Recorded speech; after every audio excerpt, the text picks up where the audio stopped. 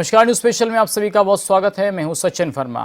उत्तराखंड में कानून व्यवस्था को और मजबूत बनाने के लिए धामी सरकार ने बड़ा कदम उठाया। राज्य में अब लाइसेंसी हथियारों और गन हाउस पर कड़ी नजर रखी जाएगी। प्रमुख सचिव की ओर से जिलों के सभी डीएसपी और जो अधिकारी हैं उनको सख्त निर्देश दिए गए हैं।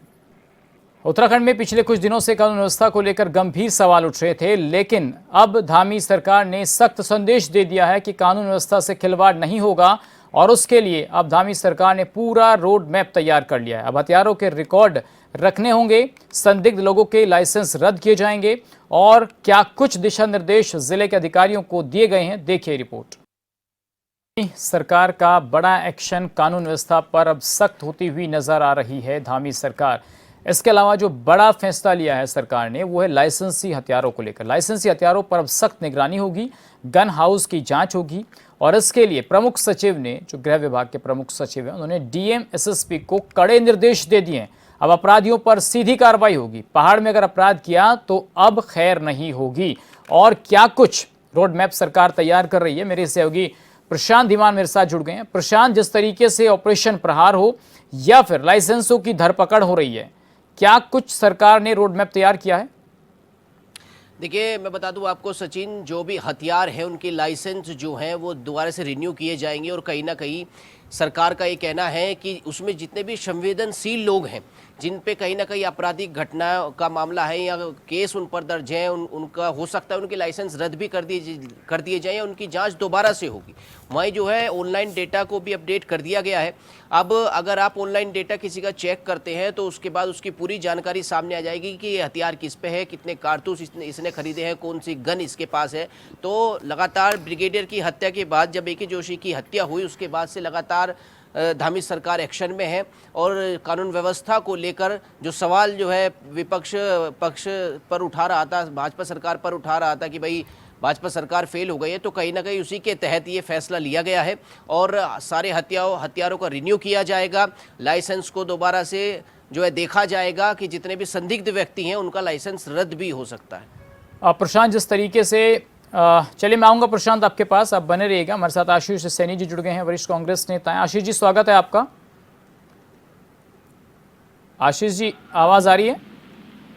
जी आशीष जी, अभी देखिए ऑपरेशन प्रहार की बात सरकार कर रही है। जिस तरीके से पिछले कुछ दिनों में घटनाएं हुई हैं उत्तराखंड और खासकर देहरादून में, अब सरकार कह रही है कि ऑपरेशन प्रहार चलाया जाएगा और उसके साथ ही लाइसेंसों पर, जो लाइसेंसधारी पिस्टल हैं उन पर भी कहीं ना कहीं लगाम लगाने के लिए सरकार अब पहल कर रही है। आप स्वागत करते हैं इसका? देखिए, इस बात मैं शुरू करने से एक बात कहूँगा, एक कहावत हमारे यहाँ ग्रामीण क्षेत्रों में चलती है कि सांप ने बहू को अचार दिया और बहू ने बच्चे पीटे। ये हालत इस सरकार की हो रही है। अपराधी अपने राज्य के भी और दूसरे राज्यों से आकर यहाँ खुलेआम अपराध कर रहे हैं, लेकिन सरकार उन लोगों पर कार्रवाई और उन लोगों पर नियंत्रण कर रही है जिन्होंने लाइसेंसी हथियार लिए जी। लाइसेंसी हथियारों पर जांच करना और कभी भी ये सरकार की जिम्मेदारी भी है, सरकार और ये नोटिस कर रही है। लेकिन जिन अपराधियों को भारतीय जनता पार्टी के नेताओं के अगल बगल में घूमते हुए देखा जाता है, उन अपराधियों से बचाने की जिम्मेदारी इनसे कैसे पूरी हो पाएगी? तो आप कह रहे हैं सैनी जी की बीजेपी के नेता ये अपराध को बढ़ावा दे रहे हैं? आप कह रहे बीजेपी के नेता अपराध को बढ़ावा दे रहे हैं? करने के लिए आपको अपराधियों के खिलाफ अभियान चलाना होगा और अपराधियों की प्रशासन और सरकार और शासन में और बीजेपी के अंदर जो पकड़ बनी हुई है उसको कमजोर करना होगा। उसके लिए आपको बहुत सारी कार्रवाई अपने, अगर हम एक शब्द में कहें तो अपने दिल पर पत्थर रखकर भी इनको करनी पड़ेगी। लेकिन वो सरकार वो करती हुई दिखाई नहीं दे रही, क्योंकि आगामी समय में चुनाव में उनको इन्हीं अपराधियों और माफियाओं का प्रयोग करना है चुनाव जीतने के लिए, तो उन पर कार्रवाई नहीं है। लेकिन ये दिखावा जो कर रहे हैं, आप जिन लोगों के लाइसेंस बने हुए हैं, हथियारों के लाइसेंस उन्होंने अपनी सुरक्षा के लिए लिए है और शासन ने सारी जांच और सब कुछ कार्रवाई करने के उपरांत उनको दिए हैं, तो अब ये दोबारा से उनकी जांच करके क्या करेंगे? निश्चित रूप से अपराधियों के खिलाफ कार्रवाई होनी चाहिए, लेकिन अपराधियों को बचाकर, अपराधियों को संरक्षण करके। मैं एक उदाहरण देता हूँ कि इनके एक पूर्व विधायक और एक निर्दलीय विधायक के बीच में झगड़ा हुआ, दोनों के पास गनर मौजूद थे और वो गनर आज भी उनको उपलब्ध कराए गए हैं, सुरक्षा बलों ने वो मुहैया करा रखा है।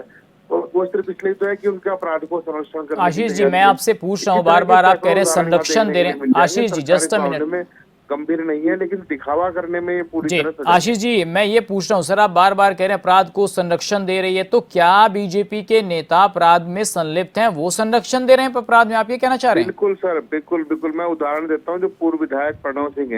हैं, अभी मुख्यमंत्री ने एक चौपाल कार्यक्रम किया तो उनके ठीक बगल में बैठे थे, वो वही थे जिन्होंने निर्दलीय विधायक पर गोली चलाने का काम किया। आज भी उनको गनर मिले हुए हैं, आज भी उनके हथियारों के लाइसेंस। सर वो तो खुद ही इन्वॉल्व थे ना उस घटना में, कुंवर प्रणव सिंह चैंपियन तो खुद इन्वॉल्व थे।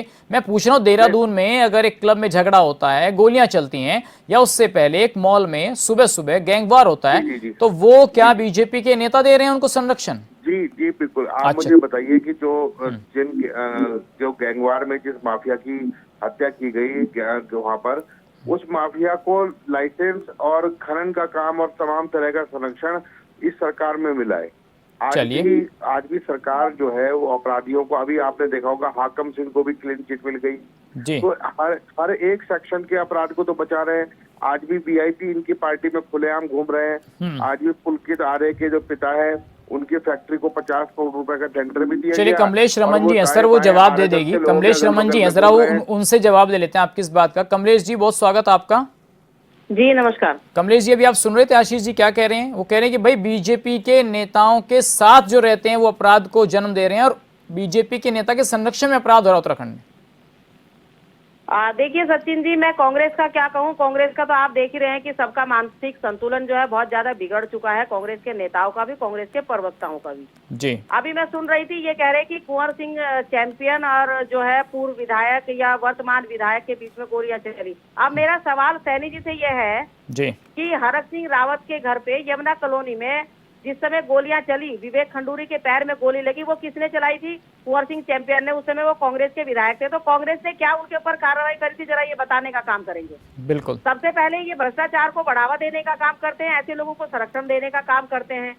देखिए, भारतीय जनता पार्टी की सरकार में जब भी कहीं पर कोई इस तरह की घटनाएं घटती है तो लोग जेल की सलाखों के पीछे होते हैं। जी। कांग्रेस की तरह नहीं है कि कांग्रेस भवन में उनको संरक्षण देने का काम करते हैं। कांग्रेस में उनको जो है बड़े बड़े पदों से नवाजने का काम करते हैं।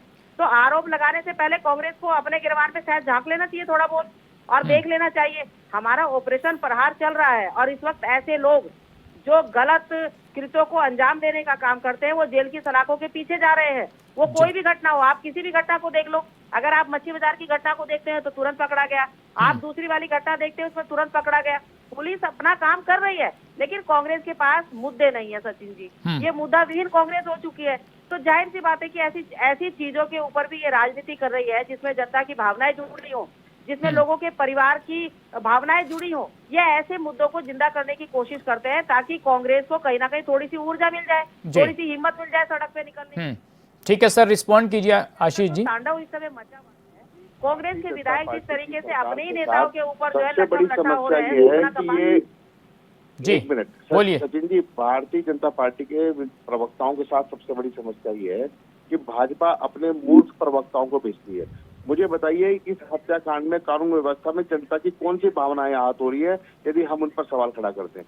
इनको अपने वक्तव्य का भी होश नहीं है कि कह क्या रहे हैं। इन्होंने कहा कि प्रणव सिंह जब कांग्रेस में थे तो उन्होंने गोली चलाई थी, तो और उस वक्त हरक सिंह रावत वहां पर थे।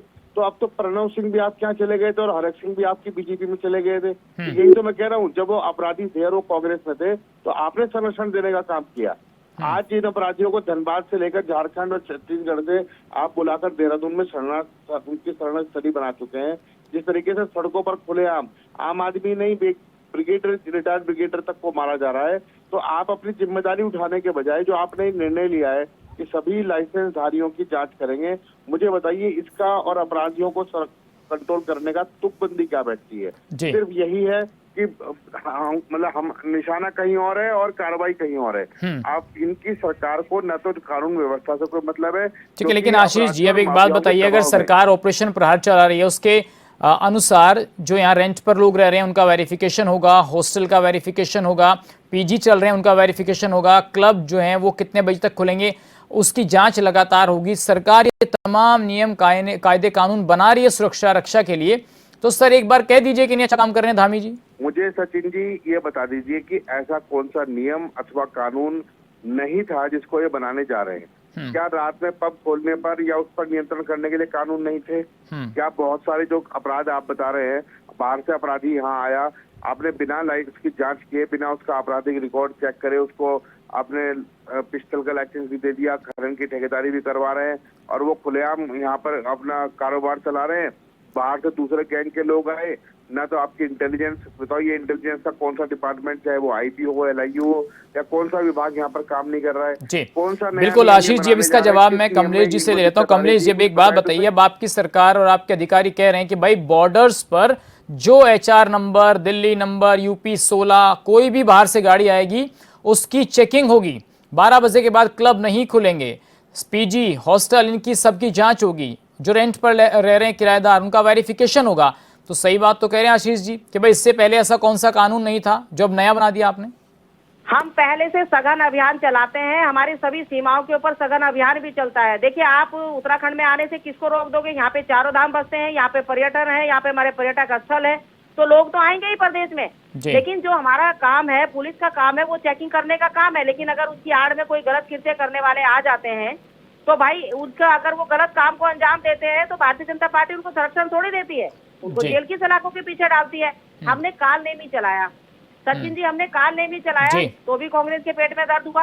अब हम ऑपरेशन प्रहार चला रहे तो भी कांग्रेस के पेट में दर्द है। हमने नकल विरोधी कानून बनाया तो भी ये परेशान रहे, हमने धर्मांतरण कानून बनाया तो भी ये परेशान रहे। ये हर उस चीज से परेशान है जो जनता के हित में है। कांग्रेस ये चाहती है कि हमारे हित में सब कुछ होना चाहिए, क्योंकि कांग्रेस को तो अपनी स्वार्थ की राजनीति करनी है। जनता के हितों से कांग्रेस को मतलब क्या है? अगर मतलब होता तो कांग्रेस के नेता इस तरीके से लट्ठम लट्ठा कर रहे होते क्या? जी, लेकिन बताए मुझे कमलेश जी, कम से कम कांग्रेस अगर जनता की हितैषी है तो भाई कम से कम सरकार का जो कुछ कार्य हो रहा है, जो सरकार काम कर रही है, उसकी थोड़ी बहुत सराहना कर देंगे तो छोटे थोड़ी हो जाएंगे कांग्रेस के लोग। नहीं, वो ये पूछ रहे हैं कमलेश जी कि भाई अपराधियों की धरपकड़ की बात आप पहले भी कहते रहे हैं, वो काम पहले भी चल रहा था, सत्यापन चेकिंग पहले भी हो रही थी, संदिग्धों पर नजर पुलिस लगातार रख रही थी, छात्रों की सुरक्षा की बात लगातार हो रही है। उसके बाद भी एक जटराना नाम का जो युवक था, यूपी का रहने वाला, उसके साथ क्या घटना हुई, एंजल चकमा के साथ क्या घटना हुई। तो इस तरीके से चीजें जो पहले से हैं कमलेश जी, तो मानना पड़ेगा ना कि कुछ कमियां जरूर हैं सिस्टम में। देखिए, जो इस समय जो घटनाएं घटी है, देखिए उसके लिए हमें भी बहुत दुख है और वो घटनाएं दोबारा ना घटे, पुनरावृत्ति ना हो उन घटनाओं की, इसीलिए सरकार काम कर रही है।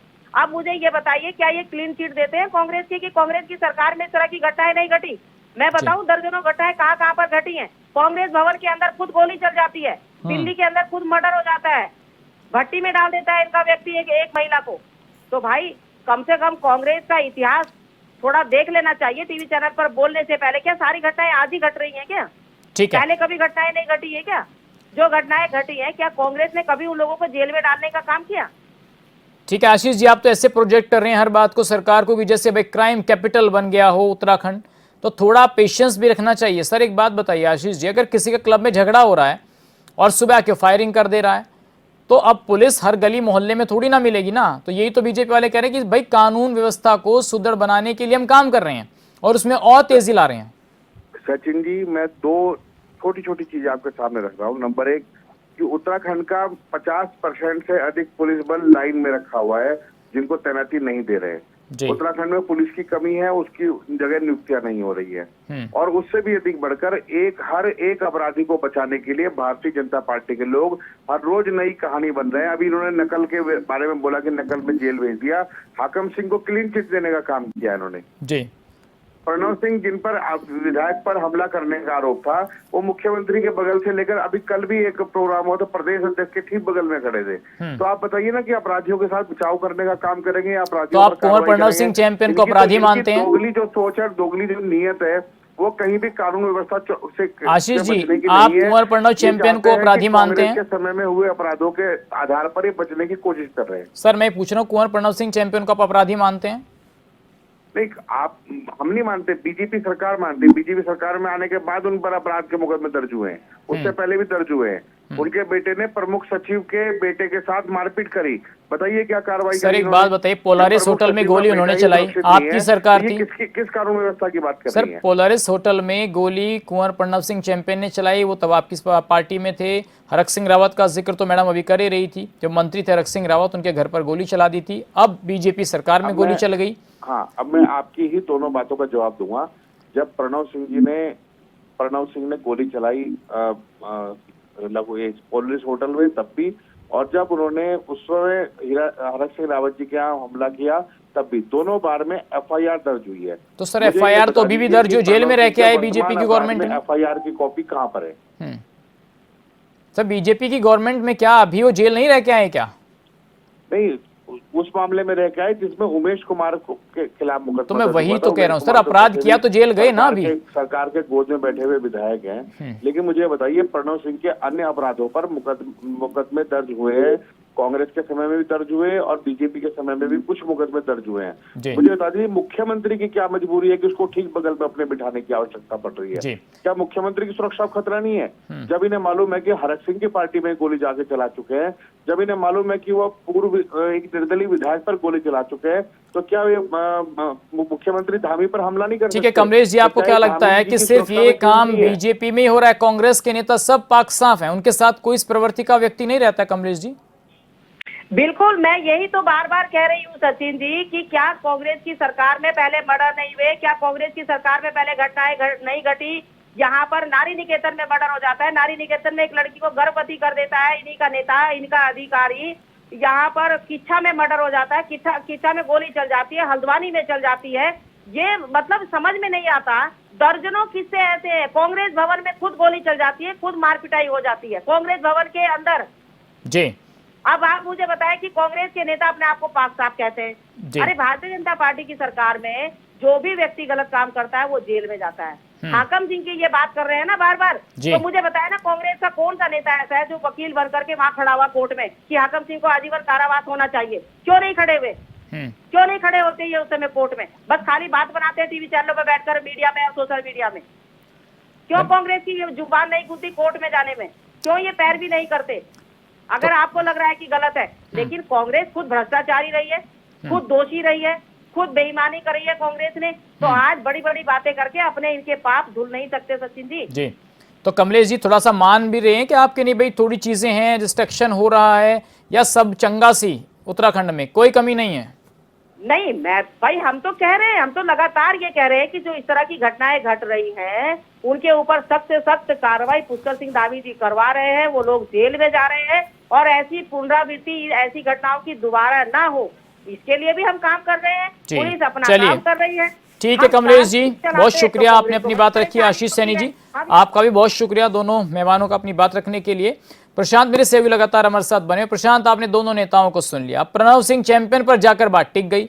अरे भाई और भी तो मुद्दे हैं ना, यहाँ पर पोलारिस होटल पर चले गए, हरक सिंह रावत के घर चले गए, तो क्या यहाँ पर जो देहरादून में हो रहा है वो, जैसे कि आशीष जी कह रहे थे, भाई सब कुछ पहले से तो है, सख्ती की जरूरत है, वो सख्ती बरतेगी सरकार?